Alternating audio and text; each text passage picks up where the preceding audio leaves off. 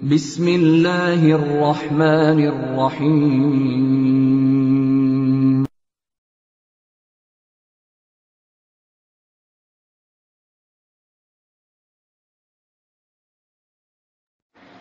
ওয়ালাইকুম আসসালাম রহমতুল্লাহি ওয়া বারাকাতুহু। লাস্ট রয়েছে 3909।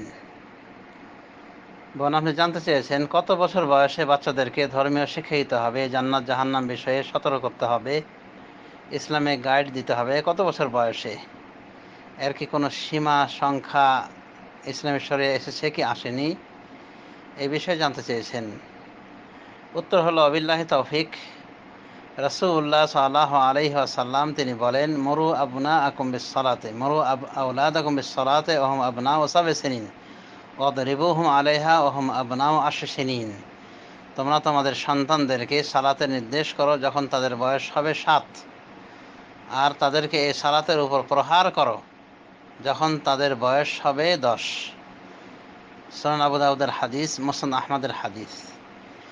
অত্র হাদিসে রাসূলুল্লাহ সাল্লাল্লাহু আলাইহি ওয়াসাল্লাম বাচ্চাদেরকে শিখাইতে বলেছেন, সালাতের নির্দেশ করতে বলেছেন, সালাত পড়তে বলতে নির্দেশ করেছেন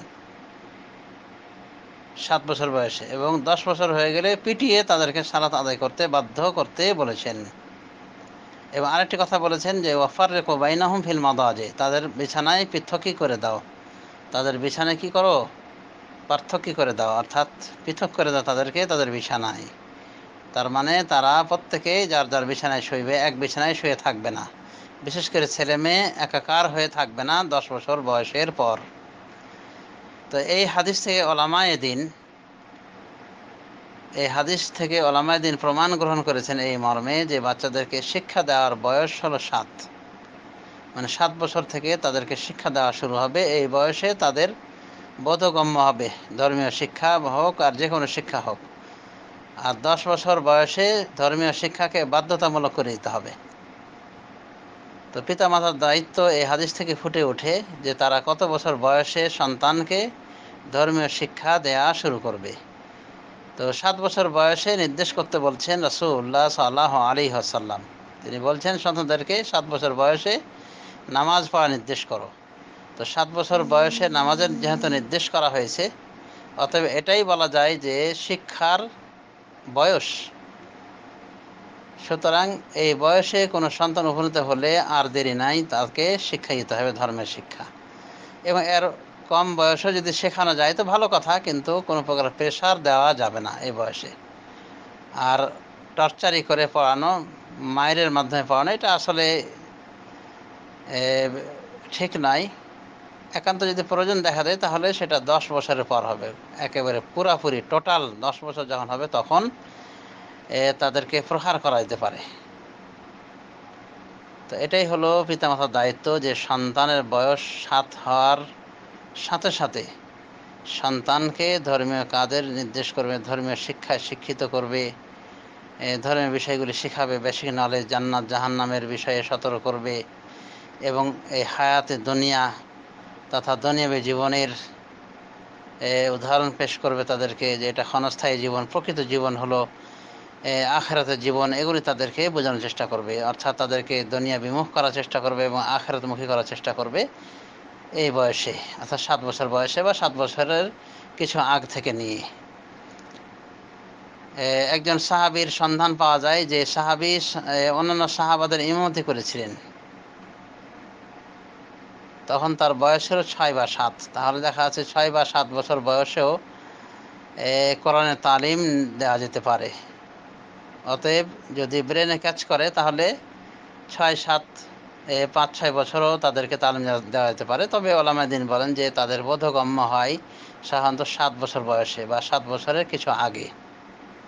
এই জন্য 7 বছর বয়স থেকে বিশেষভাবে পিতামাতার গুরুত্ব দেওয়া উচিত সন্তানদের প্রতি, এবং সন্তানদেরকে যে শিক্ষাটি দিবে প্রথম, সেটি হলো কালেমার শিক্ষা, তাওহীদের শিক্ষা, আকীদার শিক্ষা। যেমন রাসূলুল্লাহ সাল্লাল্লাহু আলাইহি ওয়াসাল্লাম তার নিজ চাচাতো ভাই ইবনে আব্বাসকে শিক্ষা দিয়ে বলেছিলেন যে ইয়া গোলাম ইন্নী উআল্লিমুকা কালিমাত, হে সন্তান, হে বৎস, আমি তোমাকে কিছু কালেমা শিক্ষা দিব, কিছু কথা শিক্ষা দেব।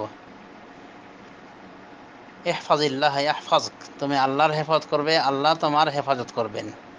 ইহফাজিল্লাহ তাজিদহু তুজাহাক, তুমি আল্লাহর হেফাজত করবে তাহলে আল্লাহকে তোমার সামনে পাবে।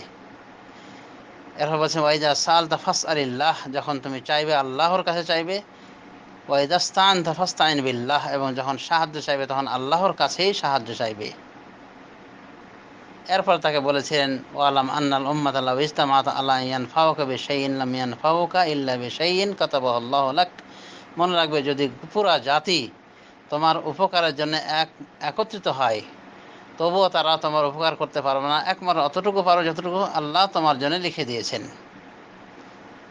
এরপরে বলেছেন ওয়ালাউ আন্নাল উম্মা ইজতামাউ আলা ইয়াদুররুকা বিশাইইন, আর যদি তারা তোমার বিরুদ্ধে, গোটা জাতি তোমার বিরুদ্ধে এক হয়ে যায় তোমার ক্ষতি করার জন্যে, লাম ইয়াদুররুকা বিশাইইন ইল্লা মা কাতাবাহুল্লাহু আলাইক, তোমার কোনো ক্ষতি করতে পারবে না, একমাত্র অতটুকু ক্ষতি করতে পারে যতটুকু আল্লাহ তোমার উপর লিখে দিয়েছেন, তোমার ভাগ্যে লিখে দিয়েছেন। এরপরে বলেছেন জাফাতিস সুহুফ রুফিআতিল আকলাম, কাগজ শুকিয়ে গিয়েছে এবং কলমকে উঠিয়ে নেওয়া হয়েছে, কলমকে উঠিয়ে নেওয়া হয়েছে। তিরমিজি, মুসনাদ আহমদ সহ বিভিন্ন বর্ণনা এসেছে। তো রাসূলুল্লাহ সাল্লাল্লাহু আলাইহি ওয়াসাল্লাম ইবনে আব্বাসকে অপ্রাপ্ত বয়সে যে শিক্ষাগুলি দিয়েছিলেন সম্পূর্ণ তাওহীদ ভিত্তিক শিক্ষা ছিল। তো আমরাও আমাদের সন্তানদেরকে প্রাথমিক শিক্ষা হিসেবে তাওহীদের শিক্ষা দেব, এবং কোনো সমস্যা নাই যদি আমরা ইবনে আব্বাসের এই শিক্ষাকে যা রাসূলুল্লাহ সাল্লাল্লাহু আলাইহি ওয়াসাল্লাম তাকে দিয়েছেন সেই শিক্ষাকে আমরা যদি পেশ করি আমাদের সন্তানদের নিকটে, তো কোনো সমস্যা নেই, বরং আমাদের উচিত তাদেরকে তাওহীদমুখী করা এবং তাদেরকে তাওহীদের ঈমানে বলিয়ান করা এবং শিরিক এবং বিদআত থেকে সতর্ক করা। তো ধর্মীয় শিক্ষার বয়স তাহলে আমরা বুঝতে পারলাম যে 7 বছর বয়স এখান থেকে শুরু হওয়া উচিত, এবং এর 2-1 বছর বয়স থেকে 2-1 বছর আগে থেকে শুরু করলে সেটাও কোনো দোষণীয় নয় যদি ব্রেনে ক্যাচ করে সন্তানের। আর বিশেষভাবে তাগিদ দিতে হবে, বরং প্রয়োজনে প্রহারও করতে হবে যখন 10 বছর বয়সে উপনীত হবে সন্তান। আর আদর্শ সন্তান গড়ে উঠতে হলে, আদর্শ সন্তান পেতে হলে পিতামাতাকে আগে আদর্শবান হতে হবে। এটা অসম্ভব যে নিজে বেনামাজি অথচ সন্তানকে নামাজি বানানোর চেষ্টা করা হবে, এটা সাধারণত হয় না। পিতা বিড়িখোর হলে সন্তানও বিড়ি খাবে, এটাই স্বাভাবিক। এজন্য পিতা মাতাকে আদর্শ হতে হবে, তাহলে সন্তান তাদের আদর্শ হবে, সন্তান তাদের আদর্শ সন্তান হিসেবে গড়ে উঠবে। মহান রব্বুল আলামিনের একটি বাণী আমাদের ফলো করা উচিত, যা আল্লাহ রব্বুল আলামিন প্রত্যেক ফ্যামিলির প্রতি নির্দেশনা দিয়েছেন। তিনি বলছেন সূরা আত-তাহরিমের আয়াত, ইয়া আইয়ুহাল্লাযীনা আমানু কু আনফুসাকুম ওয়া আহলিকুম নারা, হে ইমানদারগণ তোমরা নিজেদেরকে এবং নিজ পরিবারকে জাহান্নামের আগুন থেকে রক্ষা করো। এর ব্যাখ্যা আলী রাদিয়াল্লাহু আনহু বলেন, অর্থাৎ নিজেরা ধর্ম শিখো এবং অন্যদেরকে, এই সন্তানদেরকে, এই পরিবার পরিজনকে ধর্মীয় শিক্ষা দাও।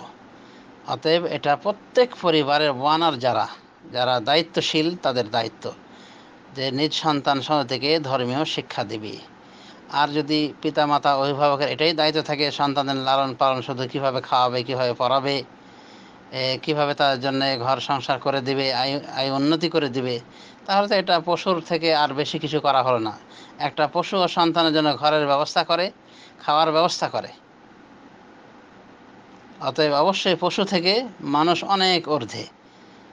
এজন্য প্রত্যেক মুসলিমের কর্তব্য হলো যে সন্তানকে জন্ম দেওয়ার সাথে সাথে সন্তানকে আদর্শ সন্তান হিসেবে গড়ে তোলা, এবং এক্ষেত্রে মায়ের দায়িত্ব অপরিসীম এবং পিতার দায়িত্ব অনেক। এরপরে আসবে ওস্তাদের দায়িত্ব। আল উম্মা মাদ্রাসাতুন ইযা আদাদ্দা শাবান তাইয়িবাল আরাকে, কবি বলছেন যে মাই হলো প্রতিষ্ঠান, শিক্ষা প্রতিষ্ঠান। যদি তুমি তাকে ভালোভাবে তৈরি করো তাহলে এর মাধ্যমে তুমি একটা জাতি, মানে সম্ভ্রান্ত জাতি তৈরি করলে। এই জন্য আদর্শ সন্তান আসতে হলে আদর্শ মায়ের প্রয়োজন রয়েছে, আদর্শ পিতার প্রয়োজন রয়েছে। এই জন্য পিতা মাতাকে আদর্শবান হতে হবে, ইনশাআল্লাহ আদর্শ সন্তান জন্ম নেবে সেই ঘরে। এবং পিতামাতার ওপরে নির্ভর করে সন্তানের আদর্শবান সন্তান হিসেবে গড়ে ওঠা। অতএব প্রত্যেকের উচিত নিজ নিজ সন্তান সন্ততিকে ধর্মীয় শিক্ষা শিক্ষিত করা। এরপরে অন্যান্য শিক্ষা শেখানো যেতে পারে ইসলামের গণ্ডির ভিতর থেকে, ইসলামের সীমারেখার মধ্যে থেকে।